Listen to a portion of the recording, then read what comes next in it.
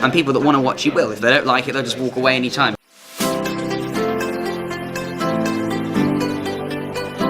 Hey everyone, it's Brendan here. I'm currently at the Magic Circle, and today I have Nathan Earl with me.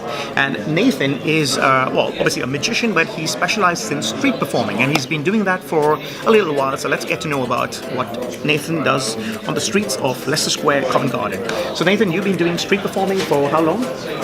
Coming up a year now, since about July. I mean, on and off as well. And how did you start into street performing? I basically decided I want to do street performing because I looked up the rules and regulations. I thought it was licensed originally, but they said there's no licensing required. So I thought, what's great about this? You just go up, turn up, do your stuff, do your magic, and what's great? It's great is the freedom of being able to do it. You know. So there's no license required. You can, if anyone watching this right now and decides to street perform in Leicester Square, or Covent Garden, is there any particular spots they can, or can they just do it anywhere?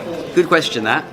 Because even though there's no license, I mean, some pitches, depending on the bylaws of a certain place, I mean, they may have licenses or permit schemes required. Like, I mean, for instance, the South Bank, you've got a licensing scheme. You've got also, in certain pitches in Covent Garden, like the indoor pitches in North Hall, West Piazza, you have a license, but that's not by law. Okay. But the question mainly people often ask me a lot is, do you need a license? Well, no.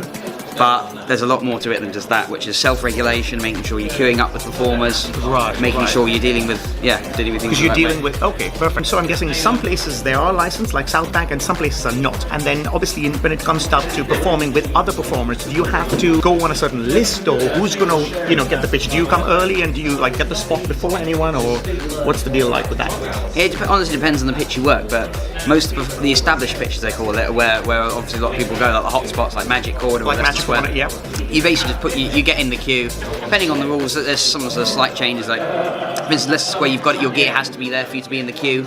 And you basically keep queuing up. Some of them have what you call a priority queue as well, which rewards people that turn up early. So if you do get there early and somebody turns up during your show, they then go after you rather than before you when it comes to next time round. So so you have a certain list that you have. Exactly. And what are the pros about street performing? The pros of doing it definitely is that you can perform for an audience that either wants to see it or doesn't want to see it. Right. For instance, when you're performing for people that want to see it, well, obviously you throw your stuff out, you do your call over, you do your approach. When you go to the theatre, you obviously got to pay money to go in a lot of the time. But streets is for everyone. So people, it shows genuine or not genuine interest. It's a school of hard knocks, essentially. And what are the cons? The cons of doing it, well, a lot of politics. The weather, I'm guessing, is the weather is another one. Politics with other performers, like some of the other performers can be hostile, especially if you're new and turning up to a big pitch. They give you sometimes they give you nonsense and try and discourage you from working.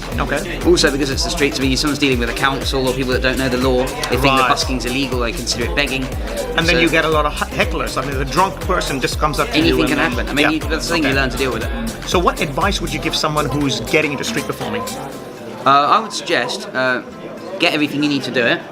But don't worry too much about going on a pitch like where there's a lot of performers going. All I can say is when you're just starting out street performing, you want as much stage time as possible. So literally find a place on your own that you're not setting up next to a pitch where performers are queuing. Find a place out of the way where you think will be good, and you can just crack out shows one by one. Do as many shows as possible. Get really good at building a crowd, then you can start doing other things as well. So you just need as many shows as possible. So thank you, Nathan, for joining us. I'll leave Nathan's links in the description, so you'll see his Instagram and social media. Do you have a YouTube channel? I do have a YouTube channel, but no Instagram, funny enough. Okay, so I'll link your YouTube channel down below. And can they actually watch some of your stuff on the streets? They can actually, There's a few things on there. Some of them are a bit older than now, but there's one that there's some videos on there. There's also some pictures as well. If you go onto if you like my page, Nathan Earl Street Style Magician.